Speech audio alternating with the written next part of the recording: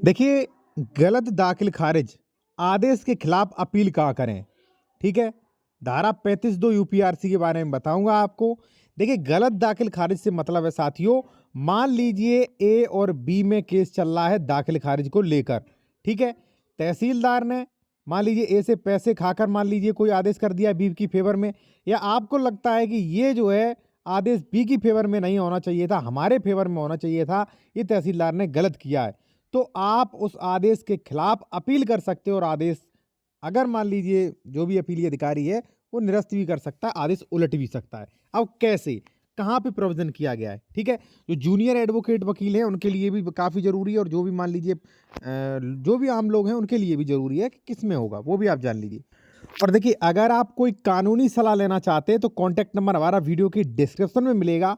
और देखिए, जो जूनियर एडवोकेट हैं या जो कानून की जानकारी लेने रखना पसंद करते हैं, वो जानकारी जो सिविल वकील के पास में नहीं होती है, तो आप इस चैनल को ज्वाइन कर सकते हैं ओनली 59 रुपए में 1 मंथ के लिए, ठीक है? अब इसमें फ़ायदा क्या मिलेगा आपको? फ़ायदा ये मिलेगा कि वीडियोज़ की कमेंट में जो आप कमेंट्स करेंगे उनके आपको रिप्लाई मिल सकते हैं, ठीक है? थोड़े समय में, बहुत ही जल्दी। दूसरा, जो आप ड्राफ्टिंग सीखेंगे, जैसे मान लीजिए ये बता रहा हूँ अभी 35(2) के बारे में, तो अपील के बारे में ड्राफ्टिंग वगैरह हुआ, ठीक है? तो स्पेशल वीडियोज़ उन लोगों के लिए बनाते हैं, उन लोगों को नोटिफ़िकेशन मिल जाया करेंगे समय-समय पे। तो आप चाहें तो जॉइन कर सकते हैं, हज़ारों लोगों ने किया है, ठीक है? अब आते हैं अपने टॉपिक पर, ठीक है? देखिए साथियों, अपील, ठीक है? मान लीजिए हमारा और आपका केस चल रहा है वसीयत का, ठीक है? हम और आप 2 भाई हैं, ठीक है? पिताजी ने जो है आपके नाम वसीयत कर दी थी रजिस्टर्ड। मैंने जो है तहसीलदार को पैसे देकर जो है वो वसीयत कैंसिल करवा दी, दाखिल खारिज दोनों के नाम हो गया। अब आप तो यही कहेंगे गलत हुआ। तो आपका वकील जो है धारा 35 सबसेक्शन 2 में जो है वो अपील करेगा, और यही प्रोविज़न भी करता है, ठीक है? एक चीज़ मैं और आपको बताऊँगा टीए के बारे में जो काफ़ी ज़रूरी है, काफ़ी महत्वपूर्ण, इससे आप केस भी जीत सकते हैं, ठीक है ना? और देखिए, जो भी कानूनी सलाह लेना चाहे तो कॉन्टैक्ट नंबर वीडियो की डिस्क्रिप्शन में ही मिलेगा आपको, ठीक है?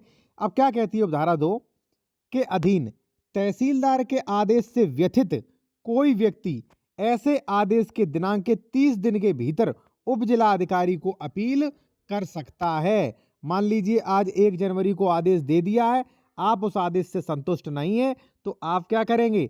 आप जो है उप जिला अधिकारी की अपील करेंगे कि महोदय, तहसीलदार साहब ने जो भी मान लीजिए आदेश दिया है, ये गलत है, ये गैर कानूनी है, ये कानून खिलाफी है, और इससे जो है मैं व्यथित हूँ, ये जो है सरासर गलत है, मेरे साथ अन्याय हुआ है। इन फैक्टों पे जो है फिर से आप गौर करें, अपील आप कर सकते हो, ठीक है? ये तो हो गई अपील। अब एक चीज़ साथियों और है, वो है टीए के बारे में, यानी कि ट्रांसफ़र एप्लीकेशन, वो भी काम में आएगा। देखिए, आजकल मैं एक चीज़ आपको बता दूँ कि तहसील स्तर पर सबसे ज़्यादा भ्रष्टाचार चल रहा है। कोई भी आदेश जो है, अगर 100 आदेश होते हैं तो उनमें से 90 आदेश ऐसे होते हैं जो पैसे ले देकर ही होते हैं, ठीक है? बोली लगती है, वहाँ पे नीलामी होती है। देखिए, आज कानून की नीलामी होती है, ए कितने दे रहा है, बी कितने दे रहा है, जो ज़्यादा देगा उसी के फ़ेवर में हो जाएगा। हकीकत यही है, और ख़ासकर तहसीलों पे यही है, हकीकत है, ठीक है? जो ना माने वो ना माने, भई उसका क्या कर सकते हैं हम, ठीक है? और जो ना माने वो जो है कमेंट्स देख ले उठा के हमारे कि लोग कितने पीड़ित हैं, ठीक है? तो अगर आपको लगता है कि तहसीलदार ने पैसा ले लिया है, ठीक है? या मान लीजिए आपने क्या किया, आपने ए और तो तहसीलदार को मिलते-जुलते देखा है, आपने देखा कनेक्शन इनका अच्छा है, तो आप ट्रांसफ़र एप्लीकेशन डाल सकते हो, टीए। यानी कि आदेश सुरक्षित होने से पहले आप ट्रांसफ़र एप्लीकेशन डाल दीजिए, तो ये जो तहसीलदार के यहाँ पे मामला चल रहा था, ठीक है? तहसीलदार के यहाँ, वो ट्रांसफ़र होके एसडीएम के यहाँ आ जाएगा, ठीक है ना? तो तहसीलदार से भाई पावर ही हट गई, अब ये एसडीएम करेगा इसका न्याय, ठीक है ना? लेकिन एक चीज़ मैं आपको बता दूँ, चोर-चोर मौसेरे भाई, मुझे नहीं कहना चाहिए, ठीक है ना? लेकिन हकीकत यही है साथियों, ठीक है ना? कि आप चाहे यहाँ जाओ, चाहे वहाँ जाओ, ठीक है ना? ज़रूरी नहीं है जो विधायक एमएलए वगैरह होते हैं ना, वो एसडीएम से भी मिले हुए होते हैं, ठीक है ना? वो एक फ़ोन घुमाएँगे, आदेश हो जाएगा, ठीक है ना? तो हालाँकि देखिए, ऐसा है भाई, न्याय तो मिल सकता है, वो भगवान भरोसे है भाई।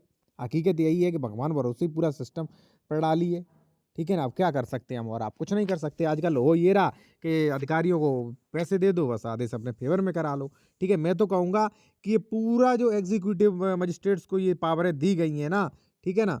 तो ये जो है, ये न्यायपालिका को भेजना चाहिए, ठीक है? डिस्ट्रिक्ट लेवल पे ये जो है मामले चलने चाहिए, क्योंकि डिस्ट्रिक्ट लेवल पे जुडिशरी में बहुत कम भ्रष्टाचारी है, ठीक है, लेकिन एग्जीक्यूटिव में टोटल भ्रष्टाचारी मुझे लगता है, ठीक है ना। और भाई देखिए ऐसा है भाई, ये मैं एज आ एक आम व्यक्ति के द्वारा बोल रहा हूँ कि भाई हमने तो कोई ईमानदार नहीं देखा, सब रिश्वत खाते हैं अधिकतर, ठीक है। अगर 100 लोग हैं तो उसमें 90 करप्ट ही होते हैं, ठीक है।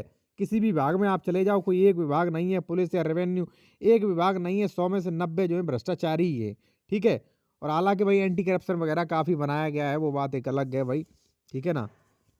ये कभी ना कभी खत्म हुआ है ना, भ्रष्टाचार खत्म होगा, और वो भी भारत में।